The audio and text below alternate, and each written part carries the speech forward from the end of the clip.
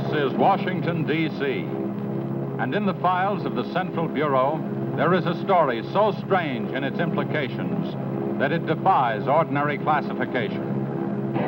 It is the story of a handful of people who, in the course of one desperate night, held back a wave of panic and pandemonium. It began after sundown, time 7:15, as Flight A Coast Patrol from Travis Field was returning to base. When the nightly Air Force transport pointed north toward Japan via the Great Circle route. While at sea, the Navy and Coast Guard maintained their usual round-the-clock vigil. And from the equator to the Arctic, the radar network swept the skies with eyes that never sleep. Time, 7:19. An unidentified object was picked up 200 miles southwest of Point Barrow, Alaska. 7:27. Unidentified object confirmed at Fairbanks, Alaska. Heading south-southeast, 170 degrees. Height, 75,000 feet. Estimated speed, 5,000 miles per hour. White warning. 7:39. Unidentified object 200 miles due west of Vancouver, British Columbia. Course, 170 degrees. Height, 60,000 feet. Estimated speed, down to 3,600 miles per hour. Yellow warning. 7:54. First interceptor flight airborne. Point of interception, 80 miles due west of San Francisco, California. 7:55. Unidentified object past point of interception. Red warning. 8:11. Morro Bay, California. Height, 50,000 feet. Estimated speed, 2,000 miles per hour. 8:15. Santa Monica, California. Height, 10,000 feet. Speed, 1,200 miles per hour. 8:18. All traces of unidentified object gone. Red warning lifted. By 8:25 at the Los Angeles branch of the Communications Commission, reports of strong interference with radio and television reception began to pour in from the beach area. The monitors went to work immediately. Mobile units were ordered to converge on the vicinity of the disturbance. Pinpoint direction-finding devices began to trace the trouble to its source.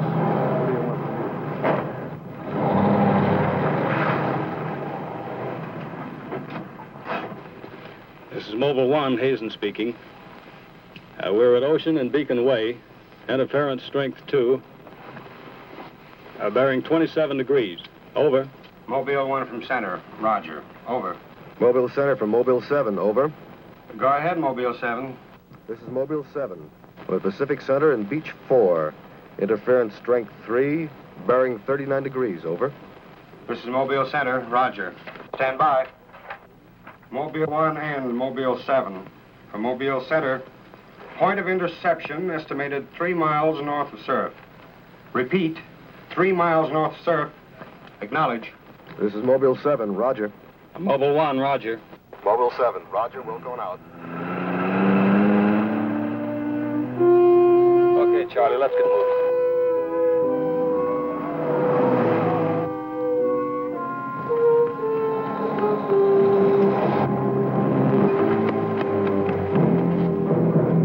Yes, what is it? Take me to a phone quick. I need an ambulance. What's the matter? My husband and Pete out there in the picnic grounds just above the beach. They've been hurt. Well, this is a communications car. I'll phone it in from here. I'm Mobile 1 to Central, over. Did you make that out, Charlie? Not a word. I'm Mobile 1 to Central. I can't reach you. Repeat. Well, they must be getting us all right. I'm Mobile 1 to Central. Have an ambulance sent to beach at surf. Emergency. 2 men hurt. Acknowledge.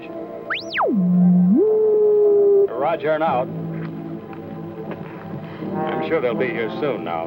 Tell us what happened. Oh, this man, he just kept coming at us. It was awful. Who? I don't know. He was wearing a suit like a diver. Hurry, please. They're hurt. Charlie, you better wait here. I'll go down and take a look.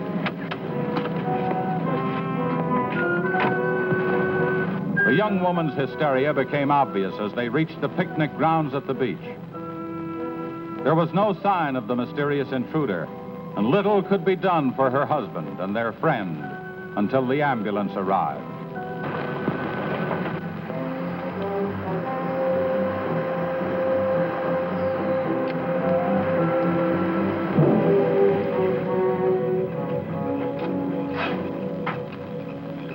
Hi, fellas. How are you doing? We're just taking another reading now. What happened down there? The police took the girl and one of the guys to the station. What about the other one? Well, he's on the way to the morgue. That was her husband. You're right on the button, Charlie. 44.7. Report back to Central if you find anything else. All right. Charlie, grab that portable and check the beach, will you? Got it right here. I'll pick you up right here in about an hour. Where are you going? Police asked me to drop by the station and sign a report. I'll see you later. If you don't, you know where to look for the body.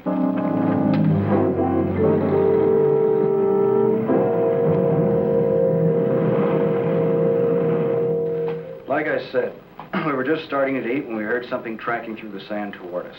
I looked up and couldn't see anything. Then Betty screamed. At what? I thought you couldn't see anything. At first we couldn't. Then this guy started toward us. What kind of a guy? How should I know? He was wearing some kind of a helmet over his head. He could have been a deep-sea diver or anything. All right. After you saw this diver, what happened? Well, we jumped up. Ed, that was Betty's husband, yelled at him to stop, but he just kept coming. I never saw anything like it. He didn't say anything. He just kept moving in. And then you say he attacked you. Well, we didn't give him a chance.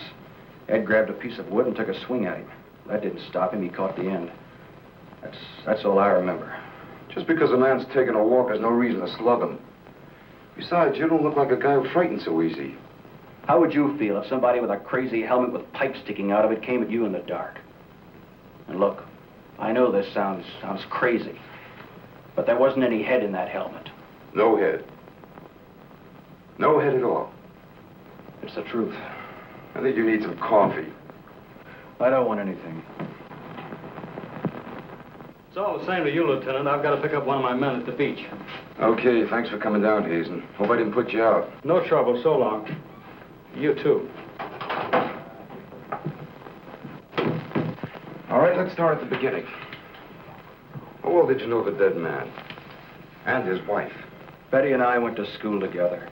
I knew Ed a year. How long were they married? About a year. Wasn't her husband a little older than she? I don't know. But you said you and Mrs. Evans went to school together. And you never discussed anything personal with her? She did mention he was older, yes. How much? 15, 20 years. What difference does that make? That wasn't too hard now, was it? Where do you live? 629 and a half East Palm Court. Why? That's where the Evans live, isn't it? Yeah, I board with them. You do, huh? Now, Mrs. Evans is a good-looking woman. What are you trying to say?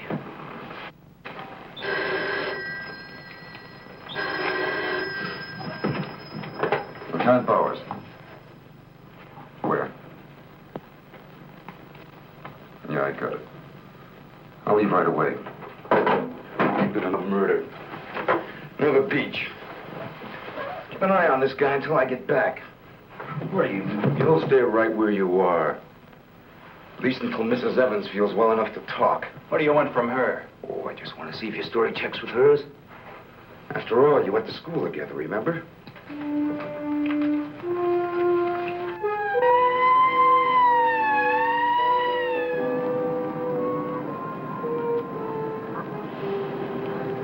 You say there were no witnesses, huh? None yet. Anything missing? I don't think so. The cash register wasn't touched. Get a breakdown of the inventory as soon as you can. What about fingerprints? The boys are working on them now.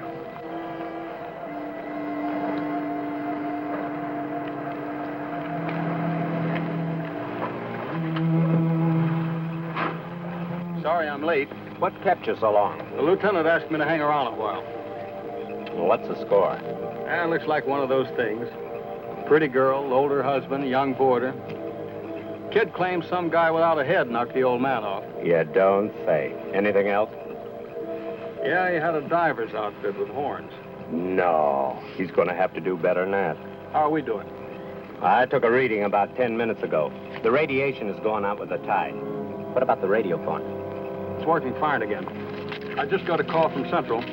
They said Mobile 7 picked up some new trouble northeast of here. Here we go again. Hop in. So long.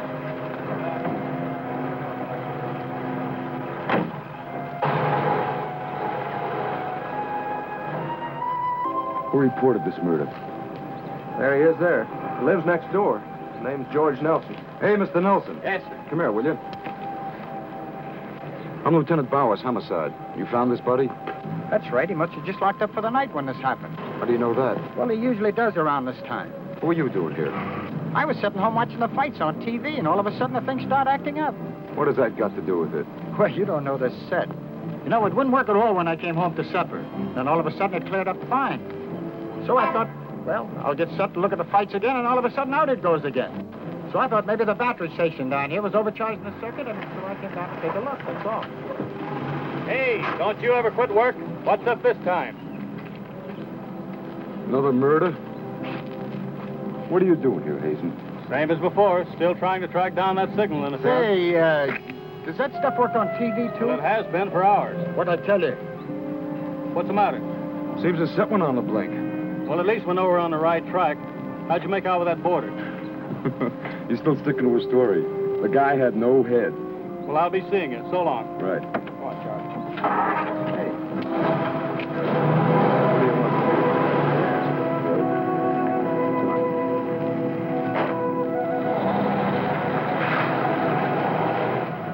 And so the communications team resumed its mission to track the mysterious interference to its source. Via accurate readings taken at regular intervals by stationary and mobile units, it was determined that the disturbance was moving in a northeasterly direction.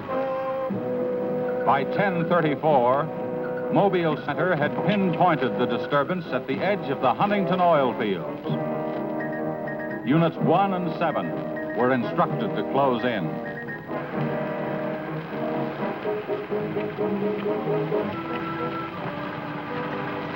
Hey, Charlie, do you see what I see? Yeah, the oil field. Let's hope our trouble's burning up. Well, there's only one way to find out.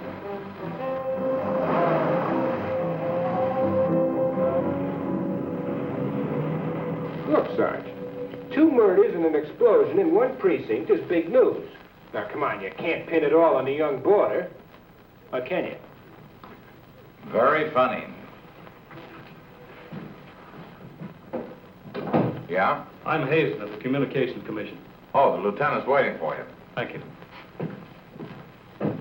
What's a wheel? You heard the man, Communications Commission. Tell me, this kind of interference happen very often?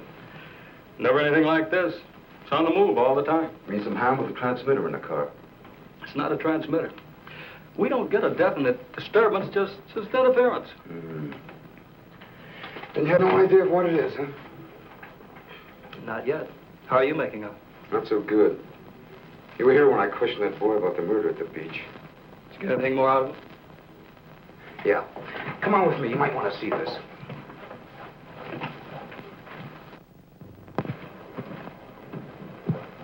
Ah, I see you're just about done. Thanks, you can go now.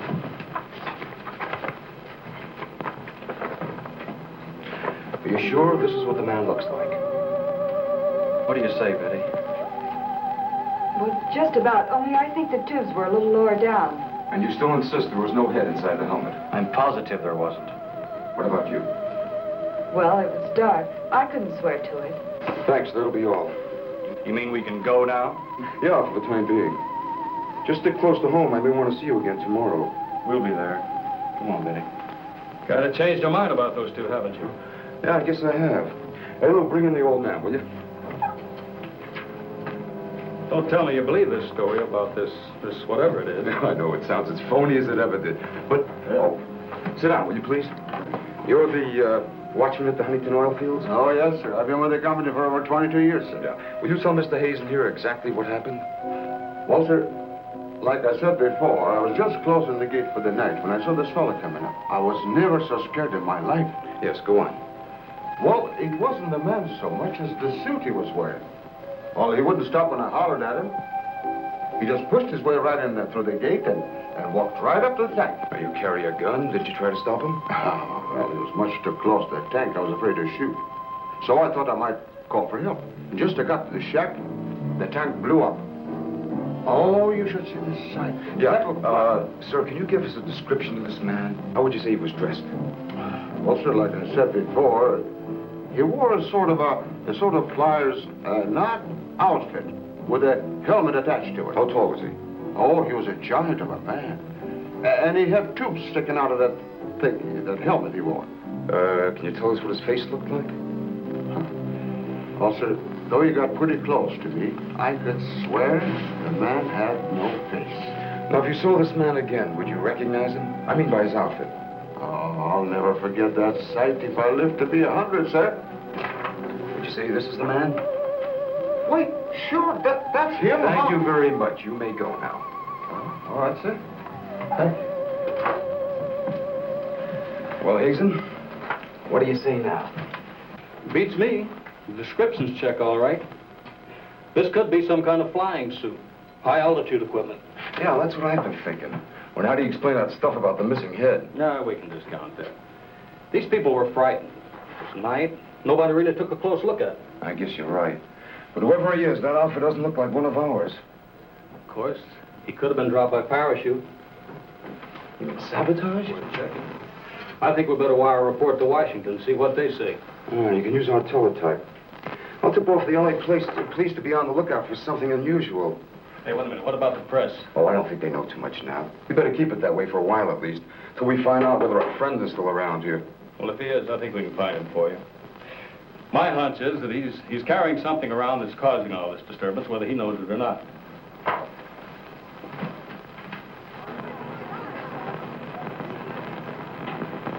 Yeah. Kill that page 1 lead. They let the boarder and the girl go. Hmm? How do I know? Maybe the lieutenant thinks that the guy in a flying suit knocked off the husband. Mm-hmm. Nah. No, not a chance. Not a chance of an exclusive on that picture. They're making a blanket release in the morning. Hmm?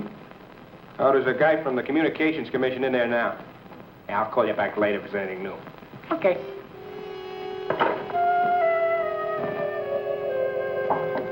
Come in. Sorry to interrupt you, Lieutenant. Yeah, what is it, Jim? There's a teletype cam for you. Oh, thanks, Jim. We're waiting for it. That was fast. Well, here's our answer. Looks like they never sleep in Washington. Says to contact a Major Andrews, care of Dr. Wyatt, director of the Griffith Institute. Hey, it's kind of late. Man, I'll give him a call. While you're at it, I'll go out the car and check in with Central. Okay.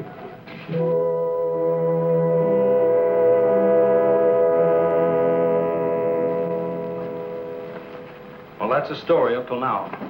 We got in touch with Washington. They told us to contact you here. Very interesting. What do you think, Doctor? When I see something like this, I understand why you gentlemen might have thought sabotage was involved. Lieutenant, are you sure there were no traces of this saboteur, this X-man, found after the explosion in the oil field? Fire department went over every inch of the area. Didn't come up with a thing. Well, then there's a strong possibility that he might have perished in the explosion itself.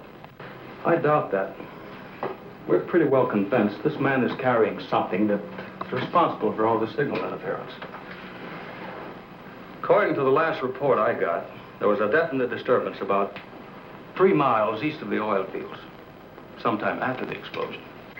Well, then if he's alive, you should be able to keep an accurate check of his whereabouts. Not that easy.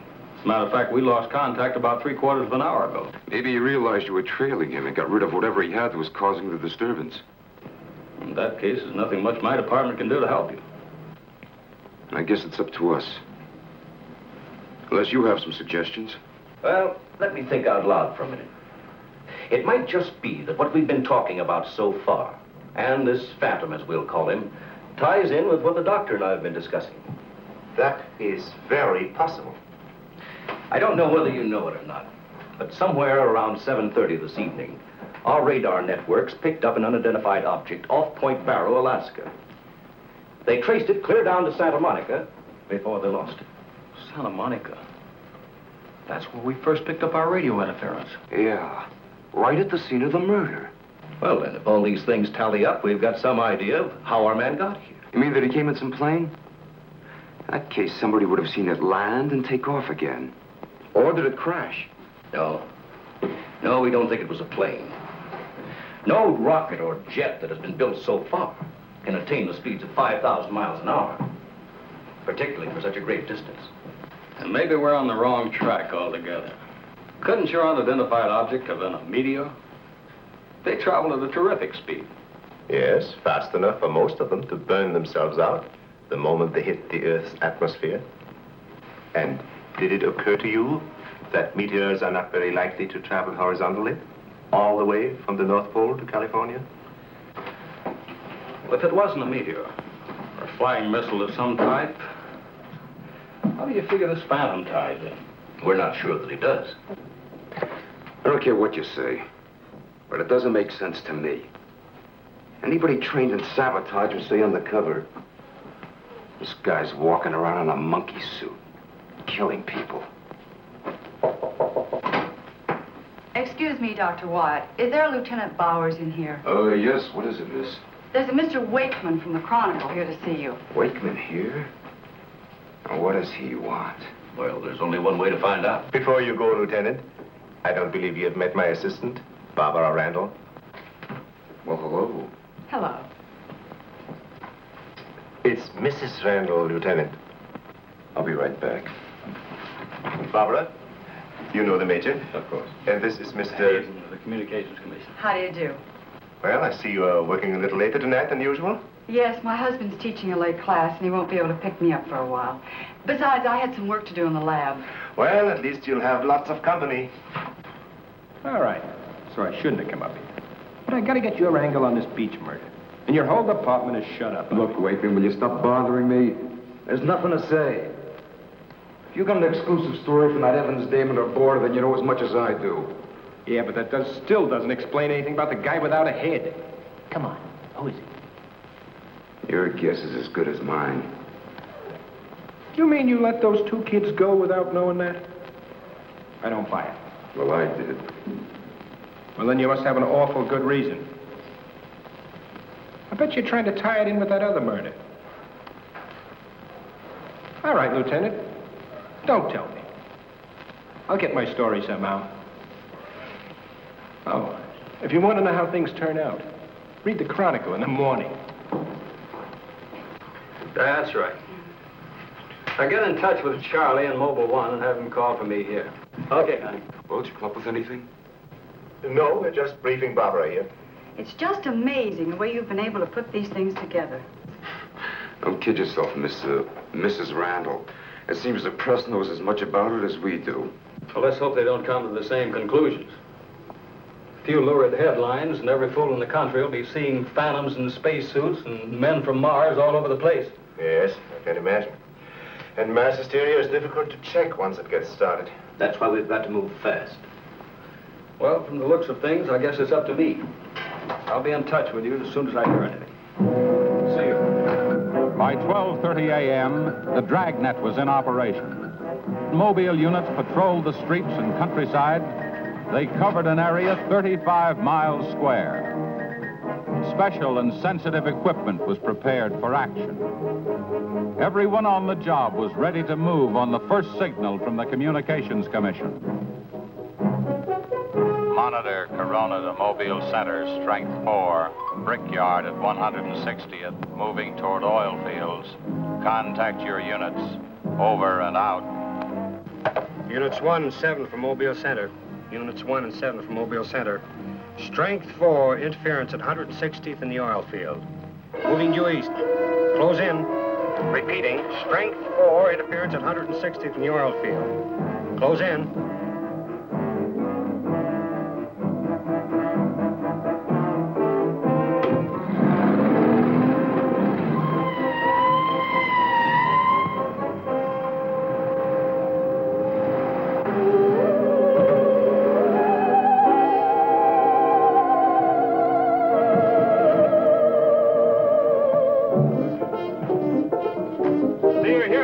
just got here, trying to set this up.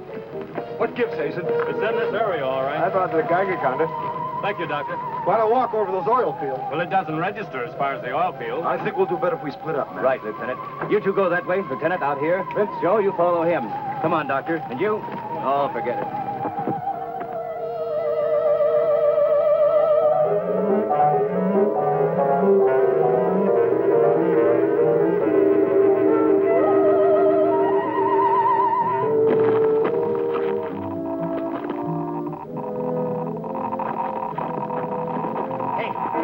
Look at this. Yeah, points this way. Hey, Joe. Joe.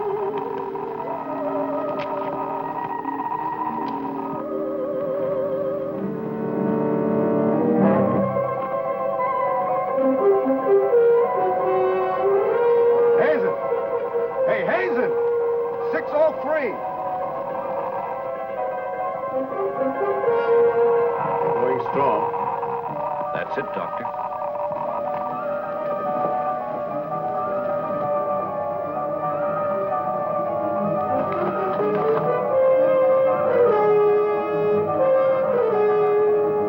It's leading this way. Come on.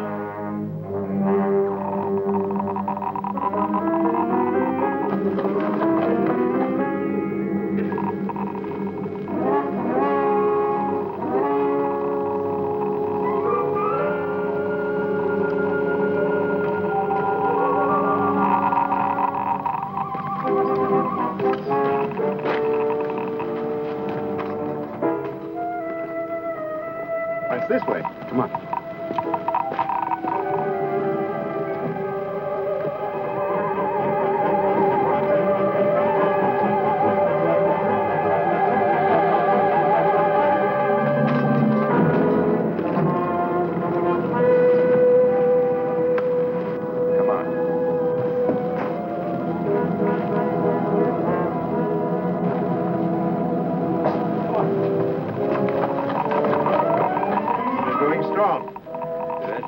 That's right.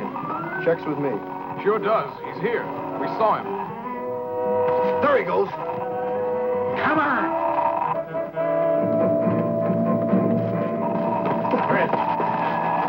Gotta be around here somewhere.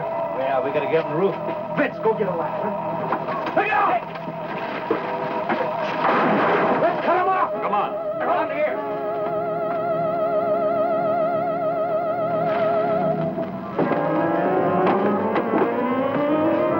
Anybody see him?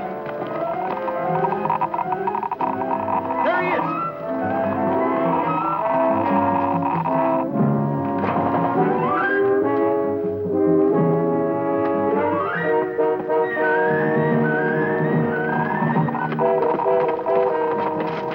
Cut him now.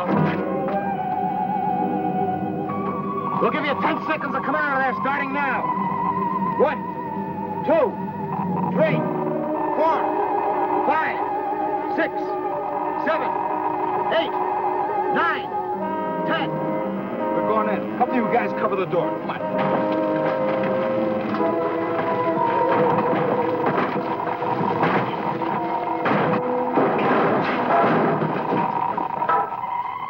Why, there's nobody in here. Possible. We saw him come in. Maybe he went out of the window. We won't get very far. Don't touch anything till we check for fingerprints. Oh, Doctor, over here. He left his suit and his helmet. Hey, let's spread that thing out so I can get a good shot of it. Keep away, you fool. What's the matter? For your information, that's a Geiger counter, and it says hands off. I think you'd better wait outside. I just have a job to do. So do we. And I'm afraid ours will have to come first. There's no radiation from the helmet. But look at this. So that's what's been causing all the trouble. Charlie, you know where we can pick up a lead-lined box in a hurry? Well, Mobile 7 should have one. They're right outside. I'll take a look. Hurry it up, will you? Unbelievable. Now, we all thought that this phantom might be carrying some device which was causing all the signal interference. But you'll learn that it's due to the very clothes on his body. That's not the only thing that bothers me. Did any of you get a good look at his face? Not me. He's too far away. Well, I did. Unless I'm mistaken, that helmet was empty. Say, where am I going to put this stuff? Oh, put it in Dr. Wyatt's station. Yeah, we take it back to the Institute. Right. $5, No, that's all right. You can handle that.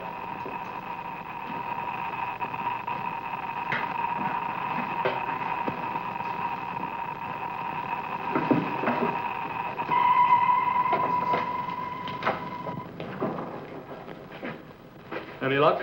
Not a sign of him. The boys are still searching the grounds. For what? Nobody knows what he looks like without that outfit. I'll bet on that, Major. The reporter got a flash picture of him, and I just happened to borrow that film. It's on its way to headquarters right now to be developed. Good. Send us a print as soon as you can. Sure. Lieutenant, are you sure you don't want to come with us? We want to make a few tests at the lab. I'd like to, Doctor. Would you know the situation? I gotta get that guy. Let me know how you make out, will you? Yeah, we'll do that, sure.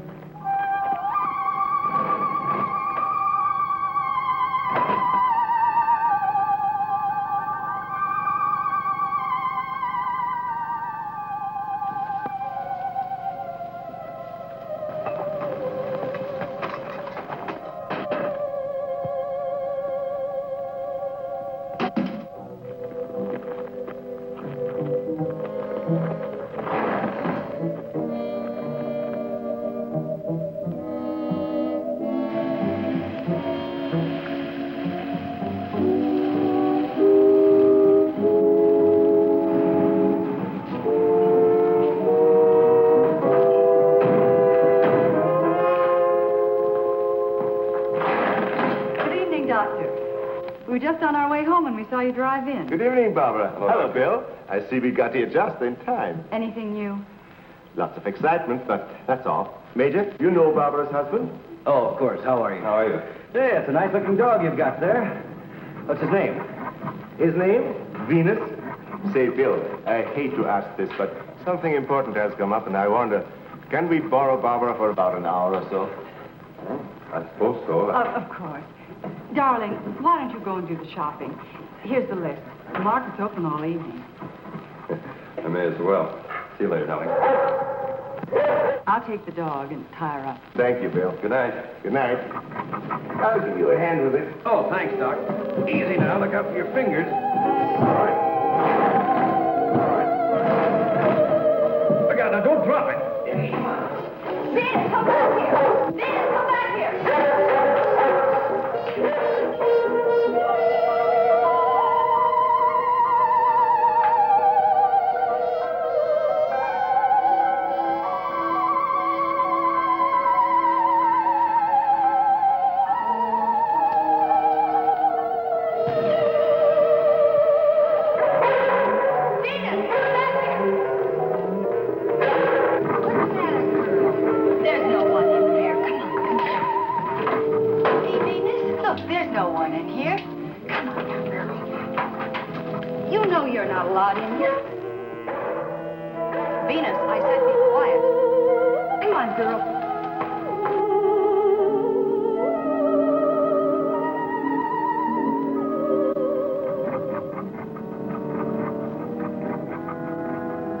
Now, you stay right here, Venus, and I don't want to hear one sound of it.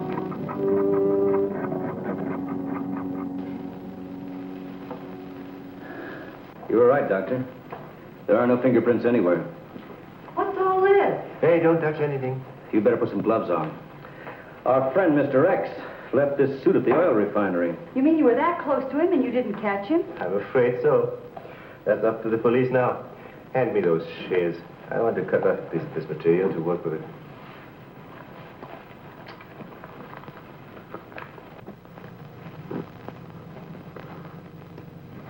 Say, you better have those sharpened. But I just bought them. Well, Here, try this knife.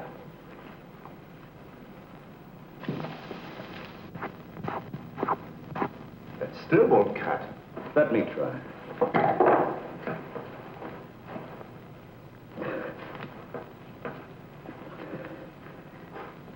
This stuff is tougher than nylon. Why don't I try it over a Bunsen burner?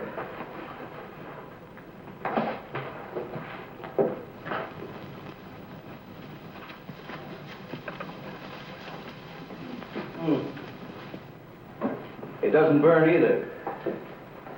Let's take a look at it under the microscope. Look, it's magnetic. Magnetic? Here, I'll... Radioactive.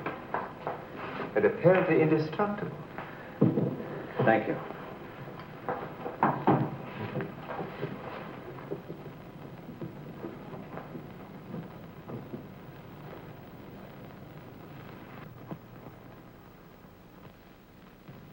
What's the matter? You tell me. Take a look at that weed.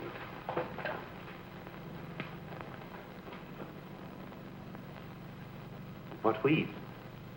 There is none.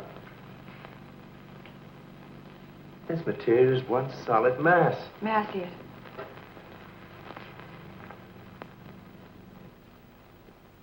Why, you're right. It must be some sort of plastic. No. I'd say it's a metallic substance of some kind. Well, I've seen a lot of interesting alloys, but never anything like this. Let's try an acid test. All right. Go ahead. Careful now. We'll only take a drop or two. It repels acids like a raincoat repels water. Why, there's no reaction. Well, Major, this looks as though we were going to be here for a long time.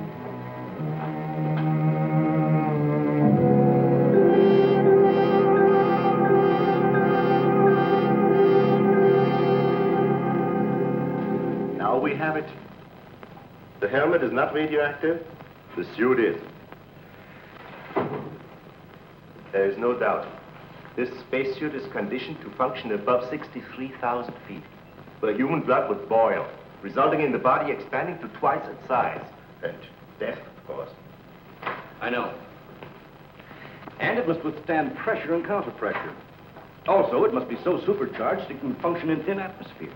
Now, let's see what it is that is left in his breathing apparatus. Well, how are you doing? The gas from the helmet tank breaks down to 11% methane. Ordinary marsh gas? What's the rest of the formula? No, that's where I'm stuck. I can't figure it out. It just doesn't respond to any of the usual tests. Well, how could anyone exist on that combination of gases? You and I couldn't. But apparently someone can.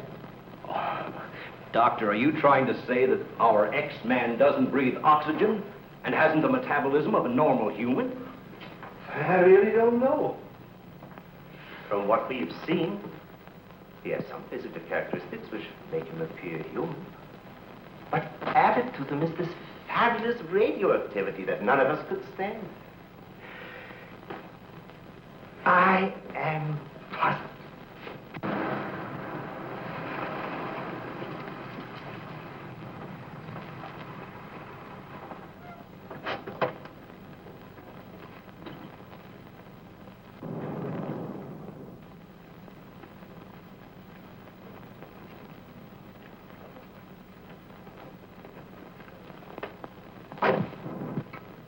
I think the answer lies right here in this helmet. Obviously, he needs it to survive. Otherwise, he wouldn't have risked wearing it where he was sure to be recognized. As it is, he only took it off when he was cornered. Well, if what you say is true, how can he exist without it now? Let me put it this way. It's like a patient in an iron lung. Sometimes one can be removed for hours at a time without any ill effects. Exactly. And I think the same principle applies here. And that means sooner or later, he has to get his breathing apparatus back or die. I don't understand. Well, I've got an idea. If we were to return this whole outfit to where he left it, he might be tempted to come back for it. Dr. Wyatt speaking? Yes, he's here. No, thank you. Hello, Major. Still at it, huh? Mm-hmm. No, we haven't got a thing, no. The picture? Yeah, hold on. He says the picture the reporter took of our man didn't come out. I was afraid of something like that. The radioactivity must have burned the emulsion. Hello. No. No, we didn't find any fingerprints at all in his clothes. Did you find any? Oh, too bad. Hello?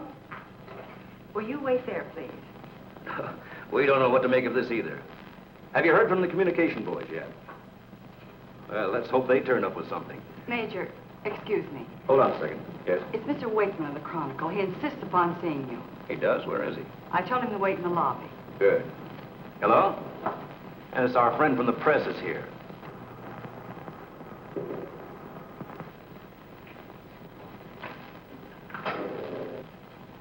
Don't worry, I wouldn't dare let anyone in on anything. At least not till we get something concrete. Right. All right, I'll see you later. Well, I guess I'd better see this newspaper man. Want to come along, Doctor? I think I will.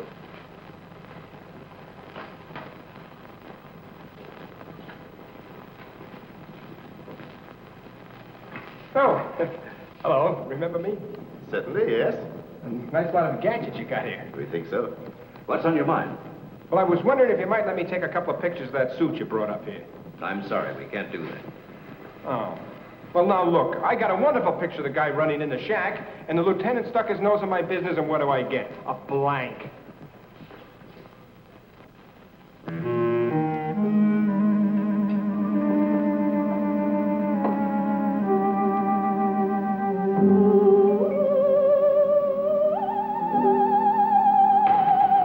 Is that you, Doctor?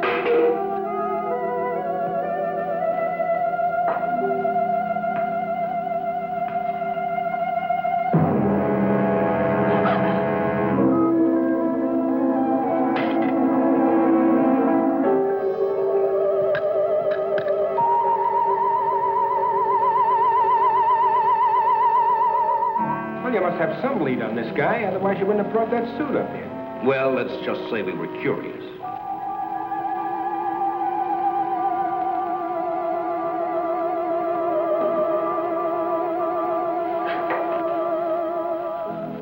Hello, Bill. Are you back so soon? Isn't Barbara through? I don't know. If she's still in the lab, why don't you go up and see? Thanks, I will.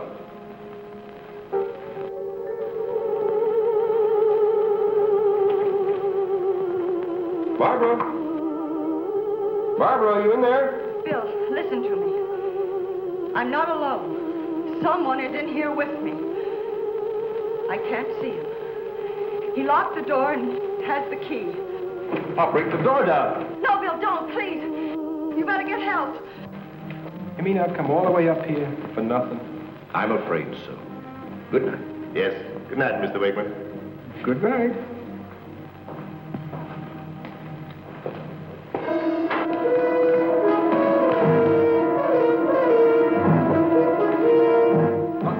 Major, come quick. What's the matter? What's the matter? Where's Barbara?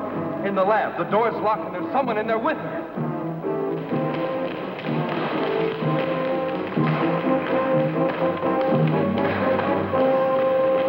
I thought you said the door was locked. It was. She's gone. Oh, cover the main entrance. That's the only way anybody could leave. I will. Well, in that case, we would have seen her on our way up. Well, then she must still be in the building. We'd better split up. I'll take the roof. Barbara! Barbara! Barbara! Barbara!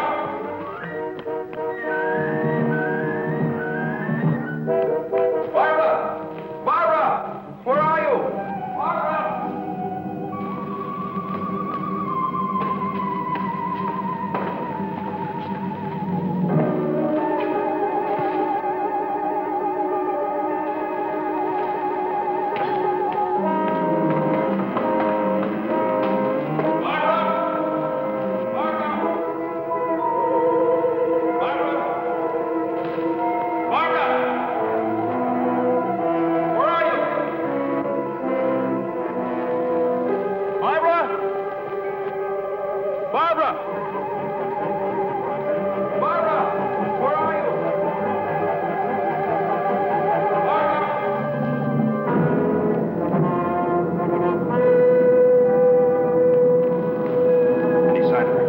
Not yet? She must be around here someplace. Now, you stay here. Watch the main entrance. And I'll check the basement. All right.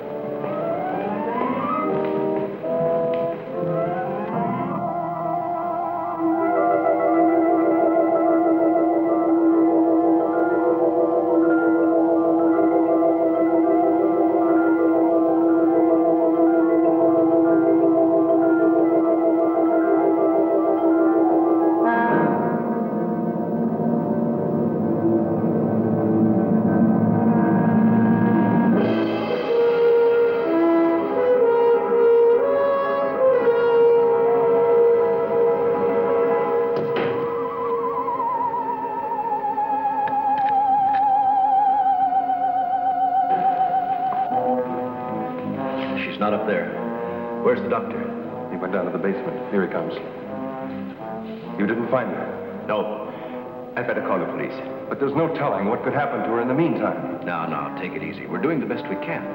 But she said she was locked in, and she couldn't see who did it. Can you explain that? No. Not yet.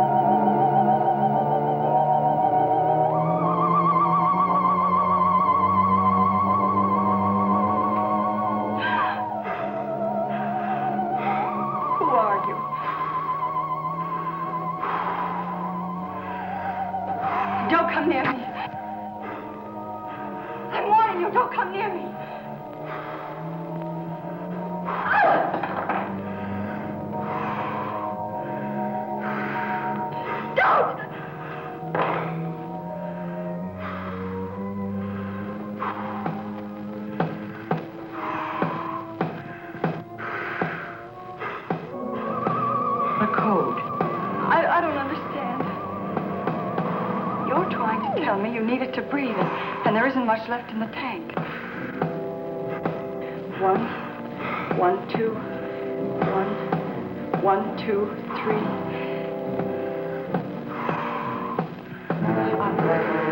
I'll write it down.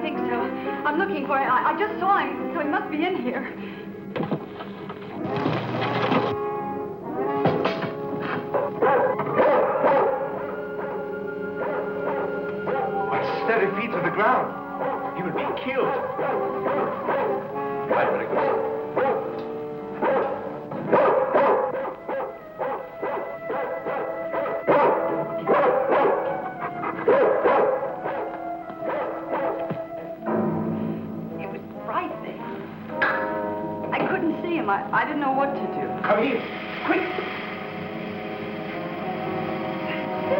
Disintegrating. This is amazing.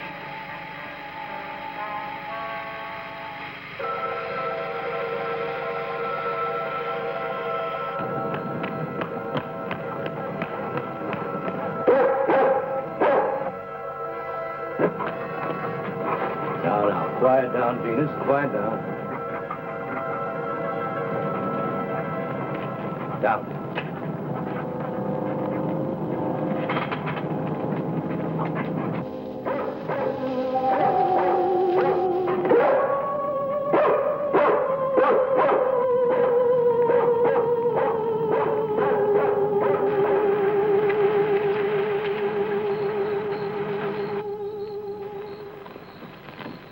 Mobile Center from Mobile 1, come in, please. This is Mobile Center. Go ahead.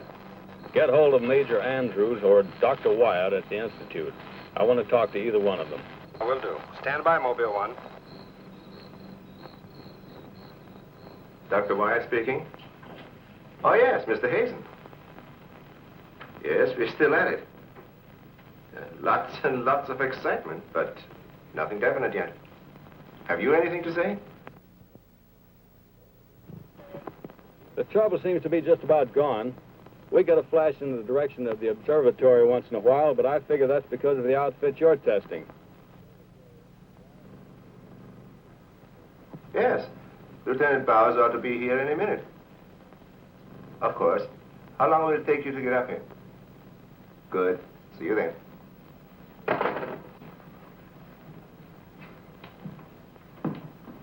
Thank you, gentlemen. Put it down here, please. Barbara, bring that cord in over there. Now you're going to see...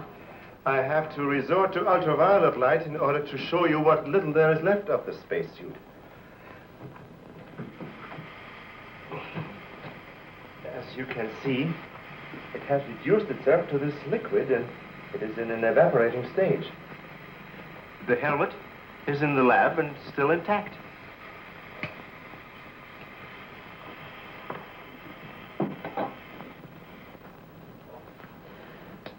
This is amazing.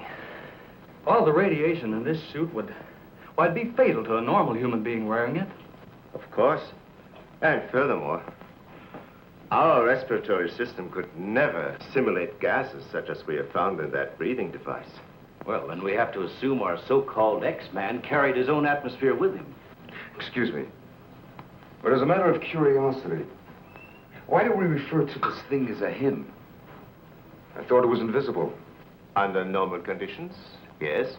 Yet, Mrs. Randall did see the imprint of a large foot and a masculine hand under ultraviolet light.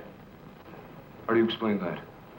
I don't know, but the human body is composed of various elements with a carbon base. Like coal? Yes. Now, suppose we maintain the same chemical composition in the body of the X-Man, but substitute silica for carbon. Silica, that's glass. Exactly. Now, it is possible that the body with such a base, if it were subjected to an atmosphere foreign to its origin, might appear invisible to our eyes. Are you trying to say, Doctor, that we're not dealing with a human being? I didn't say that. On the contrary, all the evidence points in the opposite direction. Toward a superhuman with an intelligence far superior to our own. How can you tell?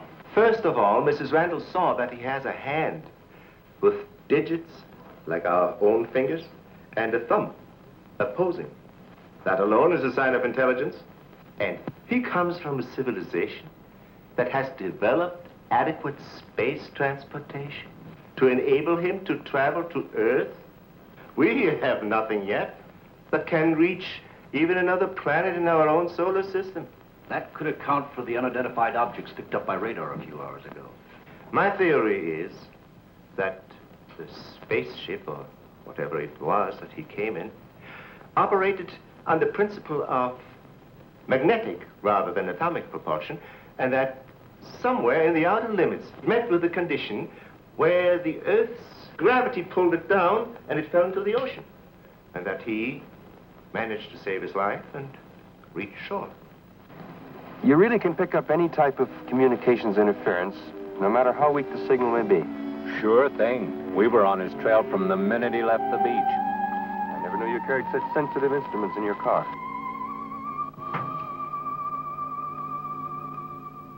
What you told us is very interesting, Doctor. But I've got to make an official report to headquarters. Are you willing to be quoted that the criminal we're after is a creature from another world?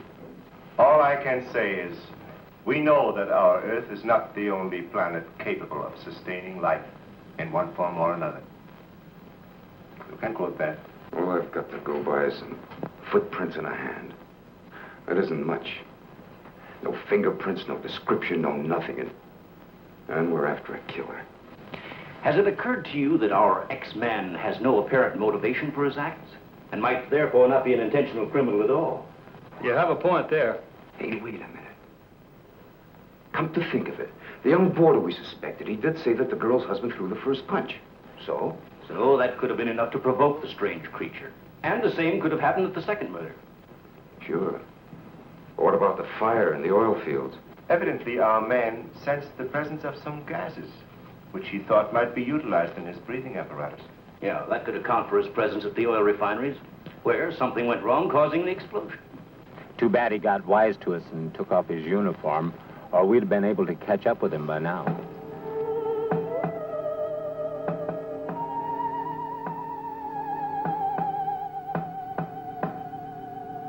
No, he didn't utter a word. But I'm convinced he was trying to convey a message to me. He kept tapping out a code. I wrote it down. Let me see that, please.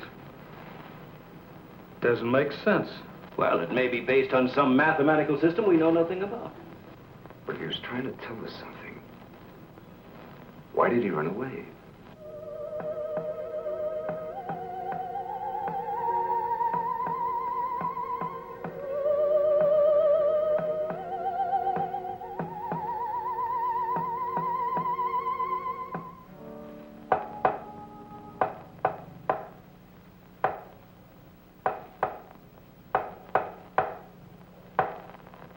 What do you think of that? Hell, Hazen must be crazy sending out stuff like that. I guess so. Why don't you try and get a hold of him? Yeah. Mobile 1 from Mobile Center. Come in, please. Mobile 1 from Mobile Center. Come in, please. Mobile 1 from Mobile Center. Come in, please. Hey, that's Central calling.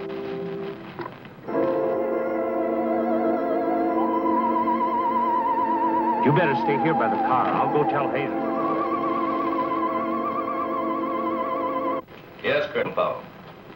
Of course, I'll mail you a complete report first thing in the morning. Yes, sir, thank you.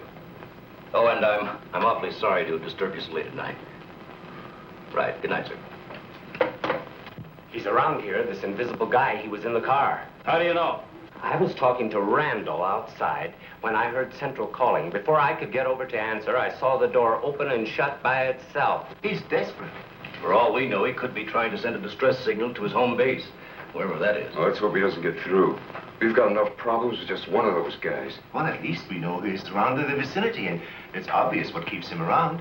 Of course. He's got to come back for what little gas there is left in his helmet. And when he does... Oh, please, the most important thing is to take him alive. If we can only make each other understand, there's no telling how much science can profit. I'll go along with that, Doctor. But I've got to make sure that once he's cornered, I'll be able to hang on to him. I think we're all agreed on that. All right, good, then we must see it from his angle. He's in an alien world. No doubt we are as frightening to him as he is to us. Now, the most important thing, then, is to keep calm at all costs and do nothing to provoke him. Immediately, a simple plan to trap the Phantom went into operation. All obstacles to his entry were removed. To erase any possible suspicion, the doors were left unguarded, and inconspicuous electric eye equipment was set up. All this was connected to a makeshift control board, which would immediately signal the exact location of the trespasser. Now, there was nothing to do but wait.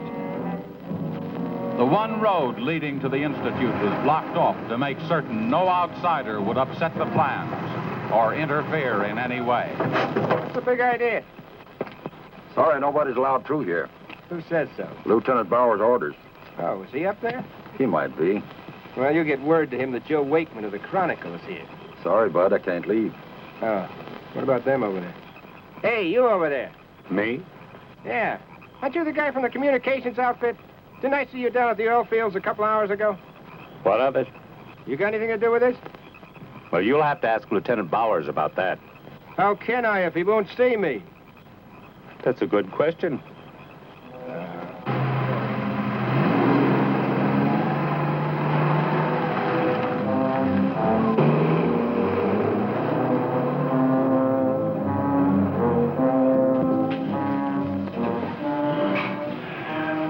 Well, it's 3:45. Sure taking his time. Time is cheap. Yeah, well, how long can you sit on the edge of your chair like this? All year if we have to. I only hope this mechanism works. It will, unless he flies in between the wires. I wouldn't take any bets that he can't. Well, if everything else fails, we still have Venus here to help us. You know, I'm certain she sensed his presence before. That's why she carried on so.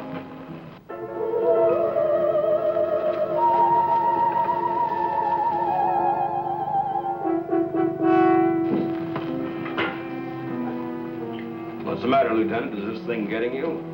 Oh, no. I'm just thinking about public reaction to all this. I'll give something to the press by morning.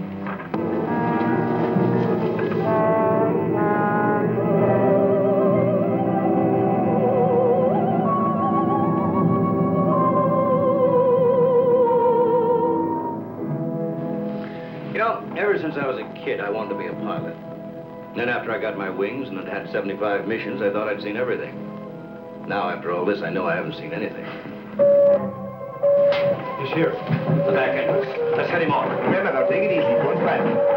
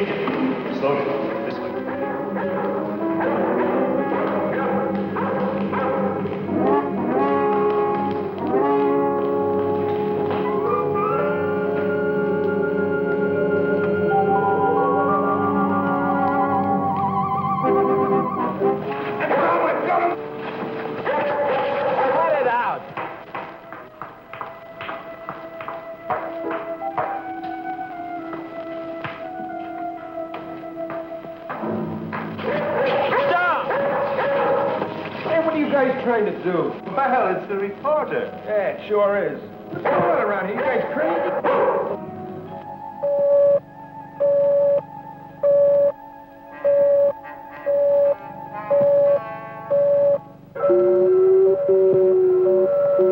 How'd you get in here? Oh, that don't make any difference. Come on, what's up? What's going on?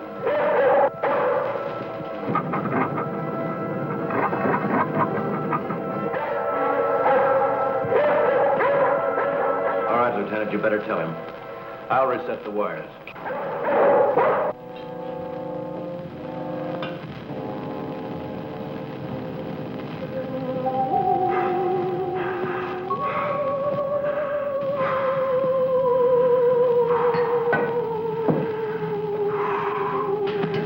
Don't be afraid. We want you to live. Don't you understand? Can't you speak? Can't you say something, anything, in any language?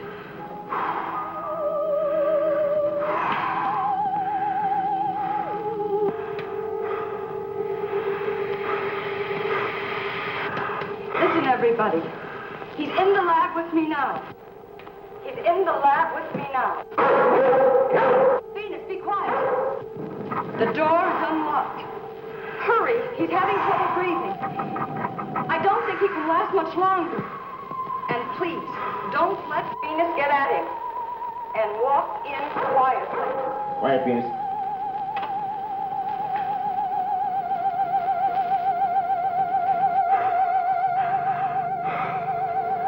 It's unbelievable.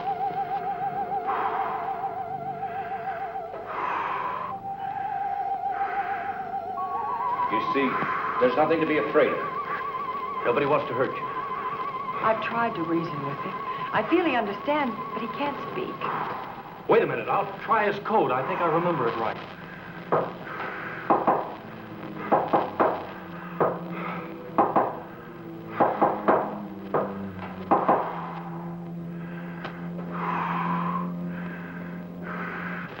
Better plug in the ultraviolet light.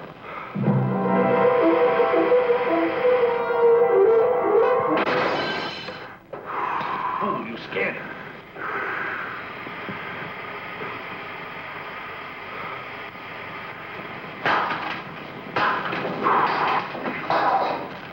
Look, there goes Venus.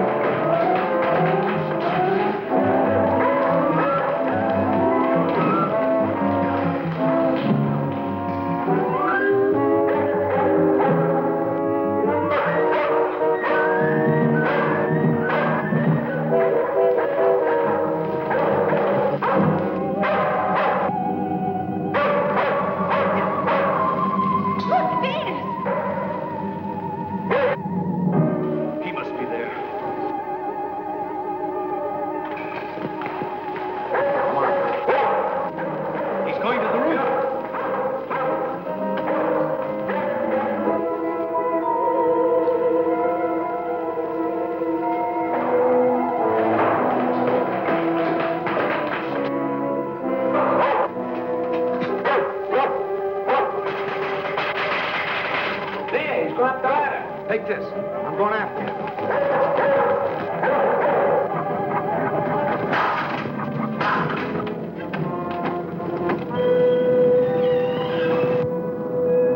The door. In here with a big telescope.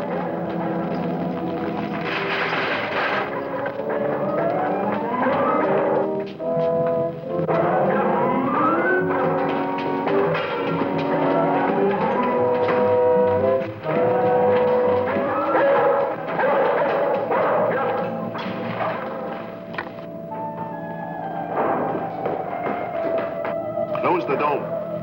The switch is over there.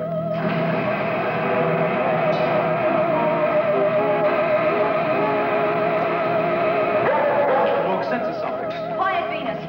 Well, if he's in here, he'll never get out now. Door was closed. This is what I've been waiting for. Please, Lieutenant. This is our last chance. We have to take him alive. Plug in the lamps. There's an outlet here.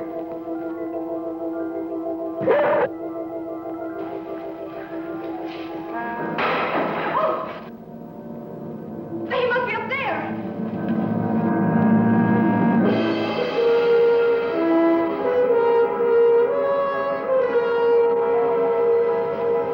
His whole body's gone. If I hadn't seen this with my own eyes. What do we do now? Stand back.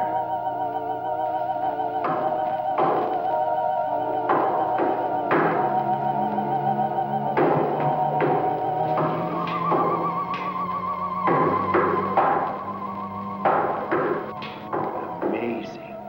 His coat again. Look. He's trying to speak, but no sound is coming out of his mouth. Look at Venus. She acts as though she hears him. Yes. Dog can hear sounds that we can. His voice must be beyond the range of the human ear. Maybe he's screaming. He's suffocating. The glow, it's almost gone.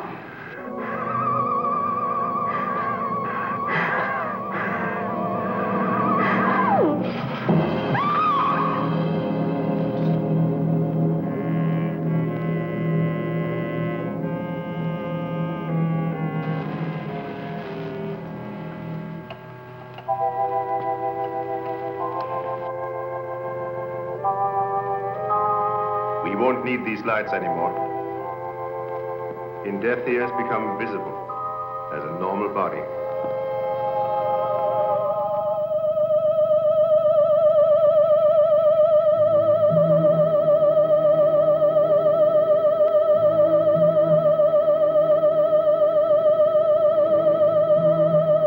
Look.